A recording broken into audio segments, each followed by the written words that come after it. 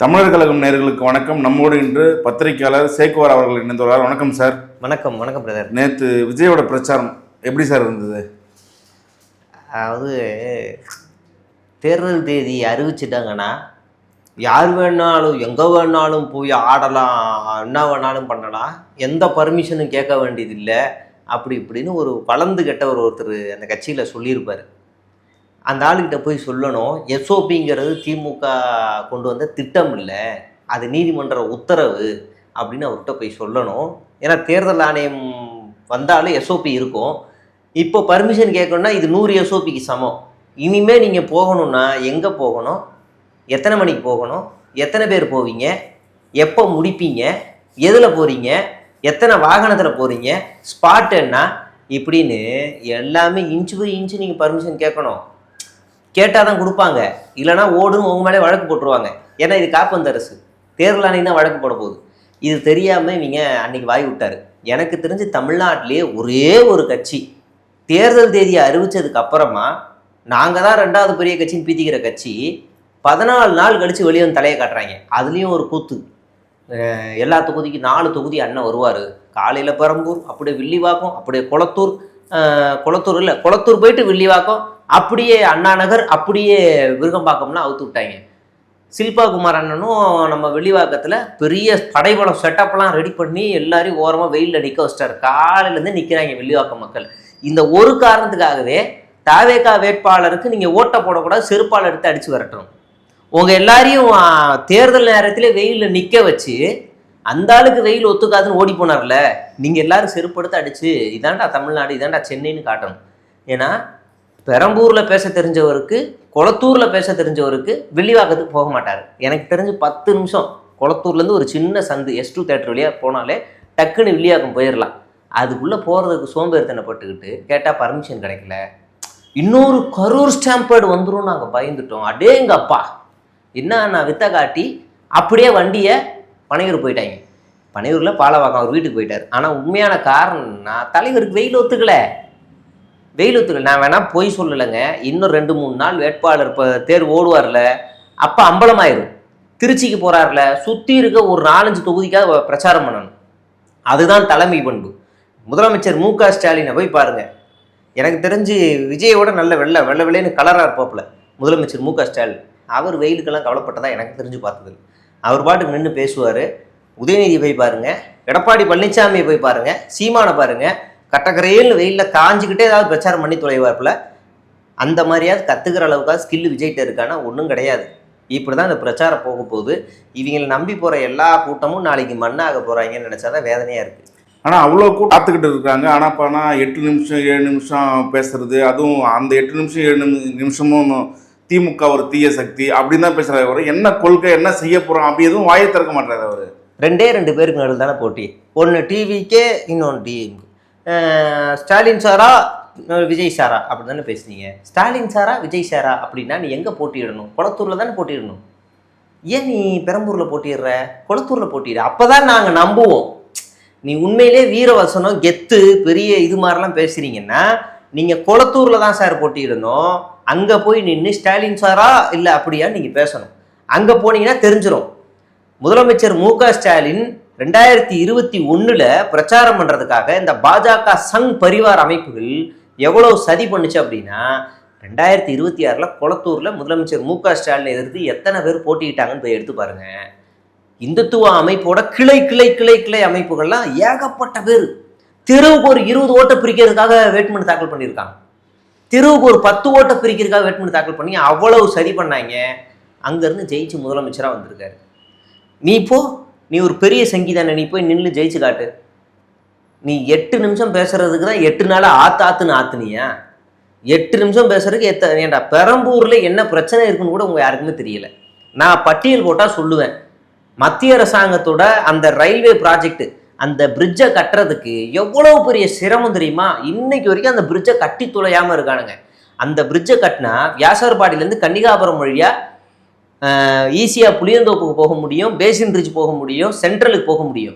அந்த ஒரு பிரிட்ஜு இல்லாததுனால இங்கே இருக்கிற மக்கள் எல்லாருமே இப்படியா மின்ட்டு வழியாக போகக்கூடிய ஒரு நிலை இருக்குது. இதுதான் வடச்சென்னை. எனக்கு ஒரு பாயிண்ட் நான் சொன்னேன்னா இன்னும் நிறைய சொல்லுவேன். அங்கே பட்டா பிரச்சனை இருக்குது, அதை கொடுக்க முடியாத சில சிக்கல்கள் இருக்குது, அதை பற்றி பேசலாம். பெரம்பூரில் மெட்ரோ ப்ராஜெக்ட் கொண்டு வர பற்றி பேசலாம்.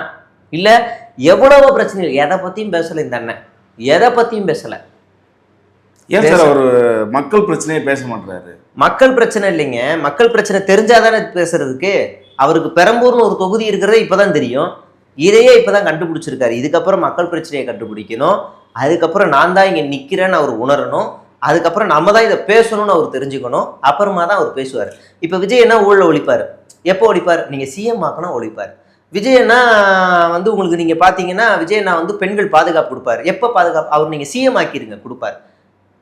தமிழ்நாட்டை வந்து சொர்க்கபூமி ஆக்கிடுவார். எப்போ ஆக்குவார்? நீங்கள் சிஎம் ஆக்குங்க ஆக்கிடுவார். அப்போ எங்களை பார்த்தா நான் லூசு மாதிரி தெரியுதா? கெட்ட வார்த்தை வருது, ஆனால் பேச முடியாதா ஆன் கேமராவில்? ஆனால் பேசுகிறேன். எங்களை பார்த்தா லூசு மாதிரி இருக்க. இப்போ நான் வந்து ஓப்பனாக சொல்கிறேன், ஒருத்தன் போயிட்டு நாளையிலேருந்து நான் உங்கள் கம்பெனிக்கு வேலைக்கு வரல, நான் வரணும்னா நான் முதலாளியாக தான் வருவேன். என்னப்பா உனக்கு எந்த வேலையும் தெரியாதே, தற்கூரியாக இருக்கிற, உன்னை எப்படி முதலாளியாக குறைக்குது? நீ என்னை முதலாளியாக ஆக்கிடு, அப்புறமா நான் கிழிச்சு பிடுங்கி தள்ளிடுவேன். இந்த ஃபார்முலா தான் விஜய் அண்ணா வந்து பேசிகிட்டு இருக்காரு. ஆக்கிடுங்க. இந்த பூந்தமல்லியில் ஒரு அப்யூசர் பாலியல் பொறுக்கி அவ வந்து இன்னைக்கு பேட்டி அந்த அக்கா வந்து சங்கீதா, அந்த அக்கா வந்து என் மேலே வந்து பாலியல் புகார் கொடுத்தாங்க, அந்த அக்கா வந்து நான் வந்து எதுவுமே செய்யலை, அவங்க பதவி கேட்டாங்க நான் கொடுக்க மாட்டேன்ட்டேன். ஏய் பொறுக்கி. இன்னொரு வீடியோ லீக் ஆகிருக்கு, ஒரு கூட்டத்தில் பொண்ணுங்களை இப்படி பிடிச்சி தள்ளி உள்ள. அப்போ கம்ப்ளைண்ட் கொடுக்காம என்ன? இது பாகுபலி மாதிரி தான். பெண்கள் மீது விரலை வைத்தால் வெட்ட வேண்டியது கையை விரலை அல்ல தலையைன்னு சொல்கிறாங்களே, அந்த மாதிரி தான் பிடிச்சி இப்படி பிடிச்சி சொல்லிக்கிற ஆள். நான் ஒரு பெண்களை எப்படி ட்ரீட் பண்ணணும்னு கூட தெரில, நீங்கள்லாம் பெண்கள் பாதுகாப்பை பற்றி பேசுகிறீங்க. வெக்கமாக இல்லை, துப்பிடுவேன். அது வேற துப்ப முடியாது, நான் வேற எப்படி ஆகிட்டு இருக்கு. திமுக தீய சக்தி மாற்று கட்சி அப்படிலாம் சொல்லிட்டு விஜய் வந்து, ஆனால் அவர் அறிவித்த வேட்பாளர்களே வந்து பலர் வந்து கொலை, கஞ்சா இந்த மாதிரியான விஷயங்கள் இருக்கிறதாகவும் சொல்லியிருக்காங்களே, இதை எப்படி பார்க்குறீங்க சார்? மொத்த வேட்பாளர்கள் பட்டியலில் பாதி பேர் அக்யூஸ்டு, பாதி பேர் திருட்டுத்தனம், இப்படி தான் இருக்குது. நான் உங்களுக்கு பட்டியலோடவே சொல்கிறேன். ஒரு ஆள் எத்தனை எத்தனை குற்றங்கள் செய்யலாம் அப்படின்னு ஒன்று வரைமுறை இருக்குது. ஒவ்வொருத்தரும் எவ்வளோ தேர்தல் பிரமாணங்களில் எவ்வளோ செஞ்சாங்கன்னு ஒன்று இருக்குது. அதில் பேராவூரணியில் சங்கரபாண்டியன்னு ஒரு ஆள், கந்தரபாண்டியனா சந்திரபாண்டியன்னு ஒரு ஆள் 10 கொலை. எவ்வளோ? 10 கொலை. ஒரு மனுஷன் உயிரை ஈஸியாக 10 கொலை. அடுத்து கொலை முயற்சி, ஆட்கடத்தல், இதுக்கு மேலே கஞ்சா 13 கிலோ கஞ்சா வச்சு சிறைக்கு போய் பெயில் வந்து 10 நாள் தான் ஆகுது சார். அதுக்குள்ள வேட்பாளர். இப்போ ஆதவர்ஜுனா இந்த ஆளுக்கோ, ஆதவர்ஜுனாவும் விஜயோ இந்த ஆளுக்கு போய் தேர்தல் பிரச்சாரம் பண்ணுறாங்கன்னா எப்படி இருக்கும்? தமிழ்நாட்டில் சட்ட ஒழுங்கு சரியில்லை, எங்கே பார்த்தாலும் கொலை நடக்குது அப்படின்னா இந்த வேட்பாளர் கூப்பிட்டு, ஆனால் நானே ஒரு 10 கொலை பண்ணியிருக்கேன். அப்படியா? சரி கொஞ்ச நேரம் இருங்க. ஆட்கடத்தல் நடக்குது, ஆனால் நானும் அதில் ஸ்பெஷலிஸ்ட்டு. சரிப்பா கொஞ்ச நேரம் இரு. கட்ட பஞ்சாயத்து நடக்குது, ஆனால் அதை நான் தானே பண்ணிக்கிருக்கேன். சரிப்பா இருப்பா. கொலை முயற்சிகள் கூட நடக்குது, ஆனால் அது நான் தானே பண்ணிக்கிருக்கேன். இவங்க என்ன தான் ஏன் செய்யாமல் இருக்கேன்? சரி விடு போ, நான் போத பக்கம் போகிறேன். கஞ்சா புழக்கம் அதிகமாக இருக்குது, ஆனால் அதில் தான் நான் ஸ்பெஷலிஸ்ட்டுன்னு. நீ என்ன தான்டா செய்கிற? வேட்பாளராக எப்படா நீ வந்த? யாரா ஒன்று தேர்வு செஞ்சா? புசிக்கு ஒரு 10 கோடியை கொடுத்துட்டாங்க. நீ ஏதாவது செய்யாது, ஏதாவது ஒன்று சொல்கிறா நல்லதுன்னு, அதை மட்டும் தான் நீ செய்யலை. சரி இதுன்னு சொல்ல. அடுத்து இன்னொருத்தர் ஏகான் மகனா ஏதோ ஒரு பேர், ஏனாதி மதன். இவர் வந்து புதுக்கோட்டையில் பர்வேஸாக நிற்க வேண்டியது மாற்றி விட்டாங்க. இவர் ஒரு பாலியல் குற்றவாளி, ஏவன் குற்றவாளி, இவருக்கு ஒரு சீட்டு. அடுத்து திருப்புவனத்தில் சாய் சரவணகுமார் ஒரு RSS வாதி. போன வாட்டி வரைக்கும் அரடவுசர் போட்டுக்கிட்டு RSS பேரணியில் லத்திய அக்குளுக்குள்ளே வச்சுக்கிட்டு அரடவுசர் போட்டு மார்ச் வாஸ்ட் போயிட்டு இருந்தவருக்கு இன்றைக்கி வந்து சீட்டு. லெஃப்ட் பாண்டி சொல்லவே வேணாம், ஓப்பன் கொலை மிரட்டல் விட்ட ஒரு ரவுடி. அடுத்து டிரைவர் மகனுக்கு ஒரு சீட்டு. இதெல்லாம் எல்லாம் பார்த்து அழுதாங்க. அம்மா என்னம்மா இருக்கு, ஐயோ பாரு தலைவரோட என்ன, ஐயோ டே இந்த ஃபார்முலாலாம் இதெல்லாம் சும்மாடா, சீன் போட்டு ஏமாத்தாதீங்கடா, ஊரை ஏமாத்தாதீங்கடா. அதாவது கட்டின பொண்டாட்டி, புள்ள, மக, அப்பா, ஆத்தா, அவங்க யார் பேர்லையும் ஒரு சொத்து கூட கிடையாது. எல்லார் பேர்லையும் கடன் தான் இருக்குது. கடனாக்கி விட்டு ஒரு கஞ்ச பயலாக இருக்காப்புல. ஆனால் யார் பேரில் சொத்து வாங்கியிருக்காரு தெரியுமா? இந்த டிரைவர் மகனுக்கு சீட்டு கொடுத்தாரு பாருங்க, அந்த டிரைவர் பேரில் சீட்டு ப்ராப்பர்ட்டி வாங்கியிருக்காப்புல. அப்போ இவர் பினாமி. இப்படி ஒரு ஆள் தான்ப்பா நீங்கள் தேர்ந்தெடுக்கிறீங்க. சொந்த கட்சி, சொந்த குடும்பத்தில் இருக்கவனை கடங்காரனாக்கிட்டு இவர் தமிழ்நாட்டு கடனை அடைக்க போகிறாரு. நீங்கள் வந்து இப்படியான ஒரு ஆளை நீங்கள் தேர்வு செஞ்சதில் கொடுத்து வச்சுருக்கணும். அடுத்தது கவுண்டம்பாளையம், உங்களுக்கு மூலம், பித்தம், கபாலம், கேன்சரு, புற்றுநோய், எய்ட்ஸு, இல்லை சுகரு, எதுவாக இருந்தாலும் சரி, உங்களுக்கு மாத்திரை வேண்டாம், மருந்து வேணாம், ஆப்ரேஷன் வேணாம், அலோபதி, ஹோமியோபதி, இல்லை எந்த பதி வேணாலும் வேணாம், நம்மக்கிட்ட வாங்க, சோழி போட்டு ட்ரீட்மெண்ட் நாளைக்கே குணமாயிரும். சோழி போட்டுவோம், உங்கள் கட்டம் பார்ப்போம், ஜாதகம் மட்டும் எடுத்துகிட்டு வாங்க, அதுலேயே உங்களுக்கு எய்ட்ஸ் இருந்தாலும் சரி, கேன்சர் இருந்தாலும் சரி, எல்லாத்தையும் நாங்கள் ஜோசியத்திலேயே கிளியர் பண்ணுறோம். அப்படி ஒரு மூட நம்பிக்கை முட்டாளுக்கு ஒரு சீட்டு கொடுத்துருக்காரு. பேர் வேற கனிமொழி. ஐயோ, அந்த பேருக்கான பேர் தயவுசெய்து அதை தயவுசெய்து மாற்றுங்கன்னு நேற்றே சொல்லிட்டேன். ஏன்னா தமிழ்நாட்டு உரிமைக்காக இந்த பேர் வச்சிருக்கிற ஒருத்தர் நாடாளுமன்றத்தில் கர்ஜனையாக பேசுகிறாங்க, சங்கிகளை ஓட விடுறாங்க. இந்த பேரை வச்சுக்கிட்டு இங்கே வந்து மூடநம்பிக்கை முட்டாளாக இங்கே வந்துக்கிட்டு இருக்கு. ஐயோ, அது சரி, அது ஒரு பக்கம் இருந்துட்டு போட்டோம். அடுத்து மரிய வில்சன்னு ஒரு ரவுடி. அந்த ரவுடி பற்றி சொல்லவே வேணாம். வீட்டுக்குள்ளே பூந்து கட்டை எடுத்து பொன் பெண்களை அடிக்கிறது, மாக்குன்னு என்ன கெட்ட வார்த்தையில் பேச முடியும் பேசுறது. இன்றைக்கி வந்து அவர் வந்து ஆர்கே நகரின் மண்ணின் மகன். அந்த ஆளுக்கும் தமிழ்நாட்டுக்குமே சம்மந்தம் இல்லைடா. நான் ஆர்கே நகர் மக்களே கொஞ்சம் உஷாராக இருங்க. அவருக்கும் தமிழ்நாட்டுக்குமே சம்மந்தம் கிடையாது. அவர் பாண்டிச்சேரிக்காரரு. என்கிட்ட ப்ரூஃப் இருக்குது. கொஞ்ச நாளைக்கு முன்னாடி தான் ரேஷன் கடையவே பேர் அங்கே நீக்கிட்டு இங்கே வந்து சேர்ந்து இப்போ ஆர்கே நகரில் நிற்கிறார். இப்படி ஒரு அயோக்கியனுக்கு தான் இவங்க எல்லாரும் சீட்டு கொடுக்குறாங்க. அடுத்து கீர்த்தனா அக்கா யாருன்னா, ஐபேக் டீமில் வேலை பார்த்தேன், முதலமைச்சருக்கு நான் வந்து அட்வைசராக இருந்தேன், சந்திரபாபு நாயுடுக்கு அட்வைசராக இருந்தேன் அப்படி இப்படின்னு அவுத்து விட்டு இங்கே வந்து நான் விருதுநகரை வந்து சொர்க்க பூமியை ஆக்க போகிறேன், விருதுநகரை வந்து பொற்காலம் ஆக்க போகிறேன், விருதுநகர் தான் என்னுடைய இது அப்படி இப்படின்னு சொல்லி அங்கே இருக்கிற சின்ன சின்ன இன்ஸ்டாகிராம் இன்ஃப்ளூயன்சர்ஸ்லாம் ஏமாற்றி அவங்கெல்லாம் கேட்டிருக்காங்க. அக்கா நீங்கள் இண்டிபெண்ட் தானே, சுயேட்சை தானே, எந்த அரசியல் கட்சியும் இல்லைல்ல, அப்படின்னா சொல்லுங்கள் உங்களுக்கு வரேன்னு எல்லாரையும் ஓகேக்கா வரேன்னு செலவு பண்ணி அவங்களோட இன்ஸ்டாகிராம் ஃபாலோவர்ஸ் எல்லாம் திருடி அவங்களோட கொலா போட்டு திருடி இன்னைக்கு தாவேக்காவில் இருக்காங்க. என்னப்பா தாவேக்காவை போகக்கூடாதா, இது என்ன நியாயம் அப்படின்னு நீங்கள் கேட்கலாம். அக்காவோட கேம்பெயின் ஃபுல்லாக எப்படி இருக்குன்னு அவங்க இன்ஸ்டாகிராம் போனீங்கன்னா, விருதுநகரை மீட்பேன், விருதுநகரை சொர்க்க பூமியாக்குவேன், விருதுநகரில் வளர்ச்சியை கொண்டு வருவேன், அப்படிதான் முழுக்க முழுக்க பேசினாங்க. ஆனால் தாவேக்காவில் அக்காவுக்கு கொடுத்த தொகுதி சிவகாசி. அக்கா நீங்கள் உண்மையிலேயே இந்த மக்களுக்காக விருதுநகருக்காக நீங்கள் போராடுறீங்கன்னா நீங்கள் எங்கே நின்றுக்கணும், விருதுநகரை தான் நின்றுக்கணும். ஐயோ இது எனக்கு செட் ஆகாதுன்னா விருதுநகர் மக்களுக்காக தான் போராட வந்தேன், நின்று விட்டுருங்க அப்படின்னு ஓடி இருக்கணும்ல. ஏன் அங்கே நிற்கிறீங்க? அடுத்து அதிமுகவில் 2 பேருக்கு சீட்டு, அதிமுகவில் சீட்டு கொடுக்கல, இங்கே சீட்டு, பாஜகவிலன்னு ஒருத்தர் சீட்டு கொடுக்கல, இங்கே ஒரு சீட்டு. இப்படி பித்தலாட்டமாகவே பண்ணி வேட்பாளரை நிப்பாட்டிக்கிட்டு நாங்கள் மாற்று, இதுதான் விஜய் நான் தேர்வு செஞ்சேன், பார்த்து தேர்வு செஞ்ச இது, நீ டிராவிட் இல்லை டேவிட் வா ஓடு, நீ இனிமே மேஸ்திரி இல்லை சாஸ்திரி வா, இப்படி பார்த்து தேர்வு செஞ்சவங்க தான் இப்படி அயோக்கிய பயிர்களை குற்றவாளிகளை தேர்வு செஞ்சிருக்காரு விஜய். 234 தொகுதியிலும் விஜய் பிரச்சாரம் பண்ணுறதுக்கான வாய்ப்பு இருக்கா? அப்படி பண்ணாக்க எந்த மாதிரியான? சாத்தியமே கிடையாதுங்க, சாத்தியமே கிடையாது. 234 பிரச்சாரம் பண்ணணும் அப்படின்னா இன்னைக்கு ஆரம்பிச்சா கூட ரொம்ப கடினம். ஒரு நாளைக்கு 4 தொகுதி மேனிக்கு வச்சா கூட ஒரு நாளில் 4 தொகுதின்னு வச்சா கூட இடிக்கும், வாய்ப்பு இல்லை. அப்போனா ஒரு நாளைக்கு 10 தொகுதி பார்க்கணும். நாள் எண்ணிக்கை எவ்வளோ நாள் இருக்குது? அதிகபட்சம் ஒரு 25 நாள் கூட இல்லை, அது கூட இல்லை எனக்கு தெரிஞ்சு. அப்படின்னா 234 நீங்கள் ஒரு நாளைக்கு 10 தொகுதி பார்க்கணும், குறைஞ்சபட்சம் 10 பார்க்கணும். பாப்பாரா? அண்ணனுக்கு வெயில்னாலே ஆகாது. இந்த கேள்வி நீங்கள் என்கிட்ட கேட்குறீங்க, பாவமாக இருக்கு அவரை பார்த்தேன். தாவக கட்சியில் வேட்பாளராக நிறுத்தப்பட்டிருக்கிற பேராவூரணி தொகுதி சுந்தரகாண்டியப்பன் அவர்கள் வந்து இன்னும் 8 நாளில் பிடிவாரண்ட் கொடுத்துருக்காங்க போலீஸ். இதை எப்படி பார்க்குறீங்க? அதான் நான் சொன்னேன், முன்னாடியே சொன்னேன்ல, நீங்கள் எதில் கொலை பண்ணியிருக்கேன்? ஆமாம் கொலை பண்ணியிருக்கேன். கொள்ளை? ஆமாம் பண்ணியிருக்கேன். கட்ட பஞ்சாயத்து பண்ணியிருக்கேன். கஞ்சா? ஆமாம் பண்ணியிருக்கேன். இப்படி பல வழக்குல இருந்து பெயிலில் வெளியே வந்தவர் தாவேக்காவில் சீட்டு வாங்கிட்டா இப்போ என்ன வரும்?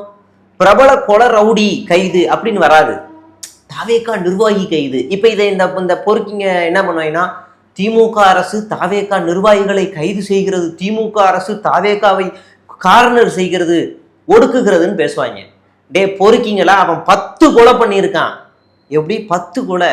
கஞ்சா வித்துருக்கான். உன் வீட்டில் இருக்கிறவனுங்களை எல்லாரையுமே போதைக்கு அடிமையாக்கியிருக்கான் அந்த பொறுக்கி. உன் வீட்டில் இருக்கிறவங்க எல்லாரையும் மிரட்டியிருக்கான், ஆட்கடத்தல் பண்ணியிருக்கான். இவனை தாவேக்கா நிர்வாகின்னு தூக்கி கொண்டாடுற கூட்டத்தை நீங்கள் செருப்படுத்து அடிக்கணும், சரிங்களா? இப்போ 8ஆம் தேதி பிடிவாரண்டு, 6ஆம் தேதியோட வேட்புமனு தாக்கல் முடியுது. எவ்வளோ பிளான் பண்ணியிருக்காங்க பாருங்க, தப்பிக்கிறதுக்கு தாவேக்காவை யூஸ் பண்ணிக்கிறாங்க. அதுக்கு எவ்வளோ பணம் கொடுத்தான்னு தெரியல இந்த ஆளு. இப்படி ஒரு கட்சி. இப்போ 234 தொகுதியில் ஒரு தொகுதி முடிஞ்சு முடிஞ்சு 232 தான். ஒரு தற்கொலை 2த்துல நிக்கிறாப்புல. ஆமா, அதனால அதுவும் இடைத்தேர்தல் ஆயிரும், மக்கள் பணம் நாசமா போகும், கரியாகும். அதனால 232 தான். விஜய் அந்த 2 தொகுதி தேர்ந்தெடுத்தாரு. பயம்தான். இது இல்லைன்னா அது. உண்மையிலே தைரியமான ஆளு, நான் ஸ்டாலின் அவரை தான் எதிர்த்து பேசுவேன் அப்படின்னா நீ போய் கொளத்தூர்ல நின்றுக்கணும், இல்லைன்னா நீலாங்கர்ல இருந்து வர வழியில சேப்பாக்கில் போய் நின்றுக்கணும், இல்லையா சேகர் பாபு கூட போய் நில்லு.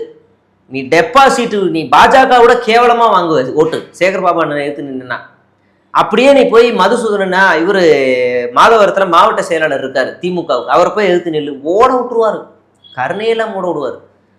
குளத்தூர் போனோன்னு வச்சுக்கோ, ஏன் உனக்கு எதிரெல்லாம் கேம்பெயினே பண்ண வேணாம், மக்களே உன்னை சிதற ஓட விட்டுருவாங்க. நீ எங்க தேர்வு செய்யற? ஏமாத்துற வேலை, திருட்டு வேலை. அப்ப இப்படிதான் இங்க ஒரு கிறிஸ்டின் ஓட்டு, அங்க ஒரு கிறிஸ்டின் ஓட்டை லாபி பண்ணி தூக்கலான்றதான் குறுக்கு வழி.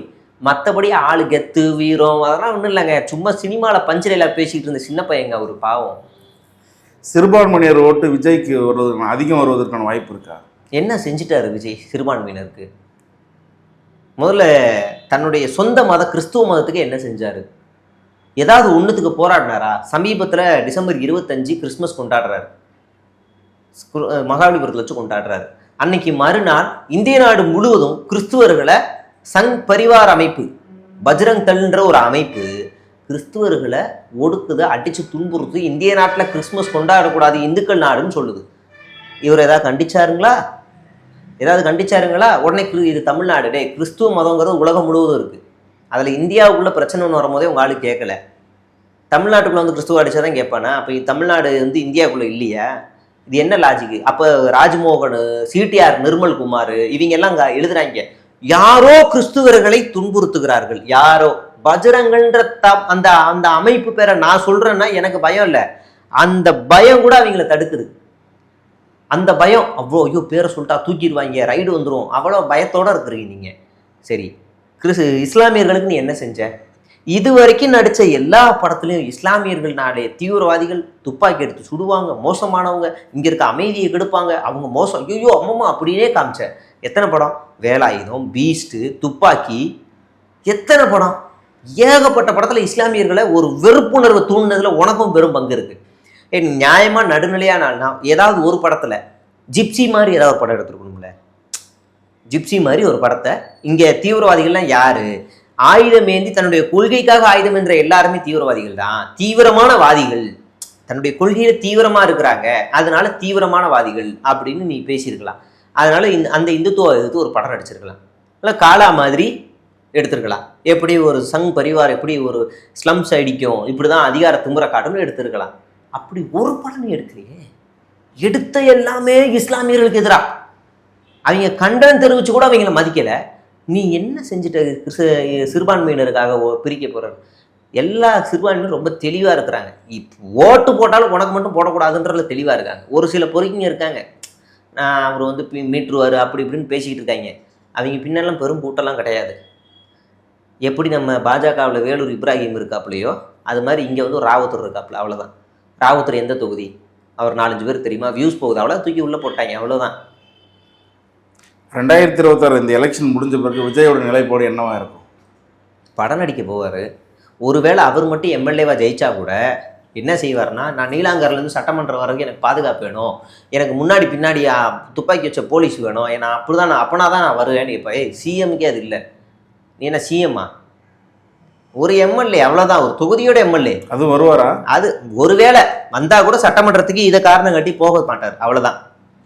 வந்தா கூட இதை ஒரு காரணம் காட்டி போக மாட்டார். மற்றபடி ஒரு டுபாகூர் கூட வேற யாராவது புசியானது தெரியாமல் ஜெயிச்சிட்டாலோ இல்லை வேற யாராவது தெரியாமல் ஜெயிச்சிட்டாங்கன்னா போய் நின்றுட்டு சட்டமன்றத்தில் போய் நின்றுட்டு பேசுவாங்க. நம்ம அப்பாவை சொல்லுவார், சரி சரி சுருக்கமா வேற வேலைக்கு உட்காரு வேற பதில் யாராவது வச்சுருக்கீங்களா அப்படின்னு. அங்கே பக்கத்துல புசியா ஐயா ஒரு 200 கோடி விட்டு வந்திருக்காரு, அவை குறிப்பிலேருந்து நீக்கிறோம், அந்த வதத்தை தூக்கி வெளியே போடுங்க, அவை காவலர்கள் தூக்கி வெளியேறீங்க போங்க, அவ்வளோதான் முடிஞ்சு.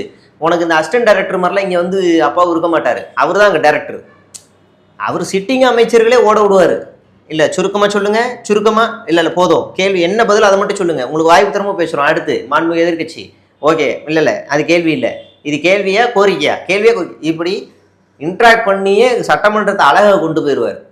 இவங்களுக்கு சட்டமன்றம்னா என்னன்னு வேறு தெரியாது, அதை வேற முதல்ல புரிய வைக்கணும். இருக்கிறதுலே பெரிய சீட்டாக இருக்குது, அதுதான் சிஎம் சீட்டுன்னு நினச்சிட்டு எடிட் பண்ணி உட்கார வைக்கிறாங்க. டே தற்கூறிங்களா, அது சபாநாயகர் சீட்டுடா. முதலமைச்சர் எம்எல்ஏக்கள் கூட சமமா உட்காருவாங்க. அது சபாநாயகர் சீட்டுடா. அதுல போய் விஜயை உட்கார வைக்கிறாங்க. அதுல உட்காரணும்னா கூட நீ ஆளுங்கட்சியே வரணும்டா. என்னதான் லாஜிக் இவங்களுக்கு சொல்லி புரிய வைக்கிறது தெரியல. அண்ணன் மட்டும் ஜெயிச்சா கூட சட்டமன்றத்தை எட்டி கூட பார்க்க மாட்டாரு. அவரோட வேலை ஓட்டை பிரிக்க வந்த ஒரு சகுனி, அவ்வளவுதான். கருத்துக்கள் ரொம்ப நன்றி சார். நன்றி தோழர்.